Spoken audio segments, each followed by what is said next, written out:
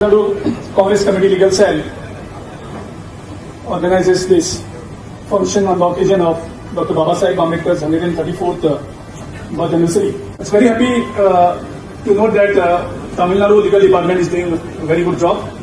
And two personalities, big personalities in the legal field are helping me.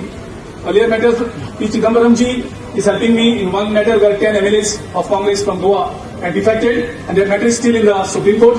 Now again our 10 MLAs have gone, and now that again the matter is in the Supreme Court. Dr. Singhavi ji is also helping me. I think once that also verdict comes, it will be a landmark judgment for the country where the BJP is using their might force. So I hope Chidambaram Sarji and Singhavi Sarji will give another good news to the country very shortly. And I must also publicly acknowledge and thank them for all that help they are providing to me. I also want one more help from the legal department.